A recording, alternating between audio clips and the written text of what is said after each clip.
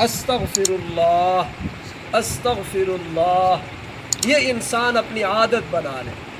جو بھی ذہن میں آئے کہ یار مجھ سے یہ کام غلط ہو گیا، مجھ سے یہ غلطی ہو گئی، اب کوئی مجمع اکٹھا کرنا ہے، لوگوں کو بتلانا ہے، نہیں، یہ اپنے دل ہی دل میں اور اپنی زبان سے صرف دل کی ندامت کے ساتھ کہہ دے استغفر اللہ۔ اور اگر یہ بھی نہ کہے تو اپنی زبان میں کہہ دے اللہ میں معافی مانگتا ہوں، بس اللہ میں معافی مانگتا ہوں، اللہ میں معافی مانگتا ہوں۔ بس جب یہ استغفار کرتا ہے اللہ اس آدمی کے زندگی بھر کے گناہوں کو معاف فرما دیتے ہیں۔ سبحان اللہ۔ چنانچہ واقعہ الحمدللہ آپ نے ایک بار نہیں، زندگی میں 20 بار سنا ہے، سیدنا آدم علیہ السلام کا واقعہ کہ جنت میں انہوں نے وہ درخت کا دانہ کھا لیا، اللہ جل جلالہ کی طرف سے حکم ہوا کہ آپ دنیا پہ چلے جائیے، آپ کا وہاں امتحان ہوگا۔ اور حضرت آدم علیہ السلام سے پہلے شیطان مردود کو اللہ جل جلالہ نے سجدے کے انکار کی وجہ سے زمین پر دھتکار کر بھیج دیا۔ اب جب سیدنا آدم علیہ السلام کو حکم ہوا کہ آدم آپ بھی زمین پر چلے جاؤ، تو حضرت آدم علیہ السلام نے بارگاہ باری تعالیٰ میں عرض کی، اے باری تعالیٰ، آپ نے فرمایا ہے کہ شیطان تیرا بھی دشمن ہے اور تیری اولاد کا بھی دشمن ہے۔ اللہ نے فرمایا ہاں بالکل، وہ شیطان تیرا بھی دشمن ہے اور تیری اولاد کا بھی دشمن ہے۔ تو اب حضرت آدم علیہ السلام نے فرمایا اللہ جی مجھے ایک پریشانی ہے۔ کہا آدم کیا پریشانی ہے؟ کہا اللہ وہ دشمن شیطان، اس کو آپ نے بڑی طاقت عطا کی ہے، ایک تو وہ جن ہے نظر نہیں آتا، اور اس کے پاس مختلف اسباب ہیں، وہ تو میری اولاد کو گمراہ کر کر کے کسی کو بھی جنت میں نہیں جانے دے گا، سب کو جہنم میں لے جائے گا، کیونکہ طاقتور دشمن ہے۔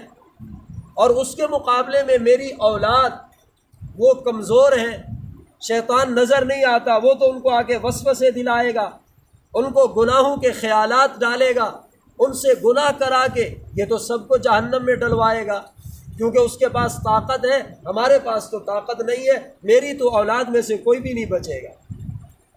اللہ جل جلالہ نے جواب دیا، اے آدم، اگر ہم نے آپ کی اولاد کے دشمن کو اتنی طاقت دی ہے کہ وہ نظر آئے بغیر وسوسے ڈالتا ہے، گمراہی کی باتیں ڈالتا ہے، تو آپ کو معلوم نہیں ہے کہ آپ کی اولاد کو بھی ہم نے ایک ہتھیار دیا ہے اس کا مقابلہ کرنے کے لیے، جو اس کی طاقت سے بھی کئی گنا زیادہ طاقتور ہتھیار ہے۔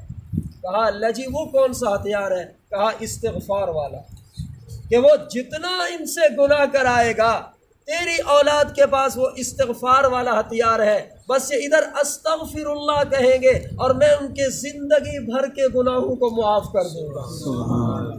وہ جتنا گمراہ کرے گا، وہ جتنا ورغلائے گا، وسوسے ڈالے گا، پریشان کرے گا، اے آدم میں بس تیری امت، تیری اولاد میرے سامنے استغفار کریں گے، توبہ کریں گے، اور توبہ نام ہے ندامت کا۔ جب دل میں افسوس آ جائے، اوہو میں نے اپنے پیارے رب کو کیوں ناراض کیا، اس رب نے تو مجھے جوانی دی، مجھے صحت دی، مجھے سب کچھ عطا کیا، میں نے کیوں یہ نافرمانی کی۔ اسی کو توبہ کہتے ہیں اور اسی کو حیا کہتے ہیں۔ حضرت جنید بغدادی رحمہ اللہ تعالیٰ سے کسی نے پوچھا حضرت یہ حیا کا لفظ معاشرے میں بولا جاتا ہے اور حدیث پاک میں بھی الحیاء شعبۃ من الایمان، حیا ایمان کا ایک شعبہ ہے، یہ حیا کیا چیز ہے؟ تو حضرت جنید بغدادی رحمۃ اللہ علیہ جو اللہ کے بڑے ولی تھے بلکہ اولیاء کے سردار تھے، انہوں نے فرمایا حیا کہتے ہیں اس چیز کو کہ جب انسان اللہ کی نعمتوں میں غور کرے اور اس کے مقابلے میں اپنی نافرمانیوں کو دیکھ کر دل میں جو ندامت پیدا ہوتی ہے، اسی کا نام حیا ہے۔ ادھر اللہ کی نعمتوں کو دیکھتا ہے اور ادھر اپنی کوتاہیوں کو دیکھتا ہے، یہ کوتاہیاں دیکھ کر اور ادھر اللہ کی نعمتوں کو دیکھ کر اس کے دل میں جو کیفیت پیدا ہوتی ہے، اسی کیفیت کا نام حیا ہے۔ یار میرے اللہ کی میرے اوپر کتنی نعمت ہے، تو تیسرا عمل ہے استغفار، معافی مانگتے رہنا۔ اس کے لیے بھی کوئی محنت، کوئی مشقت نہیں، بس دل ہی دل میں ہر وقت چلتے پھرتے استغفر اللہ، اللہ میں معافی مانگتا ہوں، اللہ میں معافی مانگتا ہوں، تاکہ ساتھ ساتھ اس کے وہ گناہ جو ہیں وہ دھلتے چلے جائیں۔ استغفار۔ اور چوتھا عمل ہے استعاذہ۔ استعاذہ، استعاذہ کا معنی پناہ مانگنا۔ چنانچہ قرآن کریم کے متعلق اللہ کا حکم ہے فَإِذَا قَرَأْتَ الْقُرْآنَ فَاسْتَعِذْ بِاللَّهِ مِنَ الشَّيْطَانِ الرَّجِيمِ۔ یہ حکم ہے اللہ کا کہ جب آپ قرآن کی تلاوت کرنے لگو تو اعوذ باللہ من الشیطان الرجیم پڑھو۔ یہ ہم پڑھتے ہیں اعوذ باللہ من الشیطان الرجیم، لیکن اس اعوذ باللہ کو ذرا اور وسیع کرو۔ اللہ کی پناہ میں آنے کا معنی یہ ہے کہ جہاں بھی آپ کو نقصان کا اندیشہ ہو، پریشانی کا اندیشہ ہو، چاہے وہ جانی نقصان ہے چاہے وہ مالی نقصان ہے، اس وقت آپ اعوذ باللہ کہہ کر جو اللہ کی پناہ میں آ جاتے ہو، آپ کی اللہ ہی حفاظت کرنے والے ہیں۔ چنانچہ ایک آدمی جا رہا ہے، اب اس کو خطرہ ہے کہ سامنے دشمن مجھے تکلیف نہ پہنچا دے، تو حکم یہ ہے کہ اللہ کی پناہ میں آ جاؤ۔ اللہ سے طاقتور کون ہے؟ اعوذ باللہ پڑھ لو، بس اتنا، اعوذ باللہ۔ اس کا معنی میں اللہ کی پناہ میں آتا ہوں۔ آپ کو کسی سے اندیشہ ہے کہ یہ میرا مالی نقصان کرے گا، کسی دشمن کا ہے، چاہے وہ دشمن اپنا ہو یا غیر ہو، جانی دشمن ہو یا مالی دشمن ہو، چاہے عزت کا دشمن ہو چاہے کسی کا دشمن ہو، بس یہ کہہ دے اعوذ باللہ، اللہ میں پناہ میں آتا ہوں، اللہ میں پناہ میں آتا ہوں۔ جب یہ اللہ کی پناہ میں آ جاتا ہے تو پھر کوئی اس کا کچھ نہیں بگاڑ سکتا، پھر اللہ اس کی مدد کرتے ہیں کہ یہ میرا بندہ یہ میری پناہ میں آ گیا ہے، یہ میری حفاظت میں آ گیا ہے۔ ہمارے اکابر میں حضرت مولانا اشرف علی تھانوی نور اللہ مرقدہ، اللہ کے بہت بڑے ولی انسان تھے، اور حضرت نے اپنے علاقے میں بڑا کام کیا، پوری دنیا میں ان کا کام، ان کا نام آج تک گونج رہا ہے۔ وہ یہ رسوم و رواج بدعات کے بڑے خلاف تھے۔ اب بدعات کے خلاف بات کرنا یہ بڑا مشکل ہوتا ہے۔ اب لوگ تو اس حد تک جہالت کی انتہا دیکھیے کہ اللہ کی توحید کی بات کرنا وہ مشکل ہوتا چلا جا رہا ہے، اور ویسے بدعات اور رسومات اور رواج کی بات کرو تو کہتے ہیں واہ واہ یہ بہت اچھا ہے۔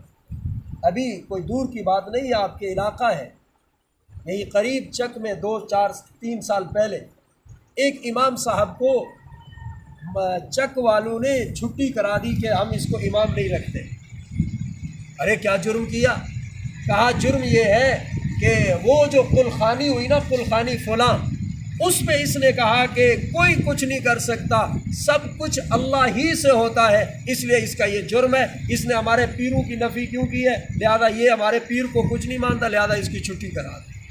انا للہ و انا الیہ راجعون، یعنی یہ کہنا بھی جرم ہے کہ اللہ ہی سے سب کچھ ہوتا ہے، کسی سے کچھ نہیں ہوتا۔ تو حضرت مولانا اشرف علی رحمہ اللہ تعالی کے لوگ دشمن بن گئے، اور ان لوگوں نے کہہ دیا کہ ہمارا جہاں بھی بس چلانا، ہم اس عالم کو، اس مولوی کو اڑا دیں گے، قتل کر دیں گے۔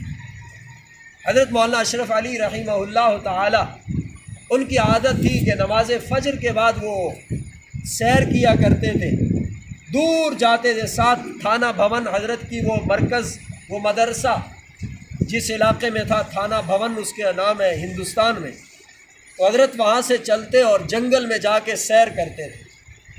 تو ایک دن حضرت رحمہ اللہ تعالیٰ سیر کے لیے گئے، سامنے سے ایک ہندو آ رہا تھا۔ اب وہ ہندو دیکھ رہا ہے کہ ہے تو یہ ہمارے علاقے کے مولوی، کافر بھی ہو تو وہ جانتا تو ہوتا ہے کہ یہ اسی محلے کا ہے، اسی بستی کا ہے۔ تو ہندو نے سن رکھا تھا کہ ان کو قتل کی دھمکیاں ملی ہوئی ہیں، تو وہ آ رہا ہے، اور حضرت جہاں سے جا رہے ہیں سیر کے لیے، جنگل میں دونوں اکٹھے ہو گئے۔ وہ ہندو کھڑا ہو گیا، کہنے لگا مولوی جی آپ کے مسلمانوں نے آپ کو تو دھمکیاں دے رکھی ہیں قتل کی، اور آپ اکیلے پھر رہے ہو۔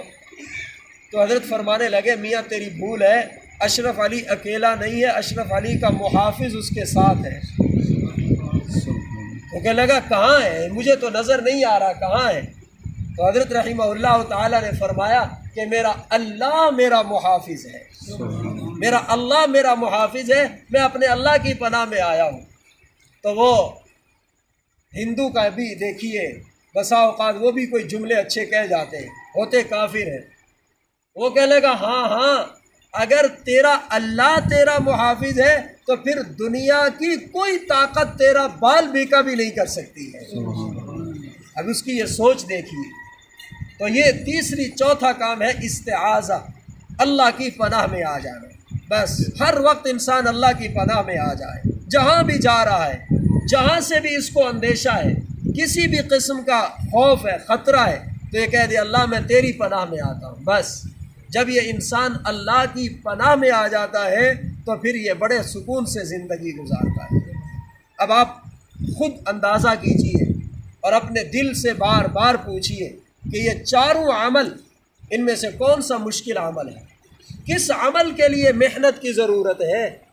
یا یہ چاروں عمل، ان کے لیے آپ کا باوضو ہونا بھی کوئی شرط نہیں ہے، اگرچہ باوضو رہنا بہت بابرکت کام ہے، بہت مبارک کام ہے، لیکن اگر کوئی باوضو نہ بھی ہو تب بھی یہ چاروں عمل کر سکتا ہے۔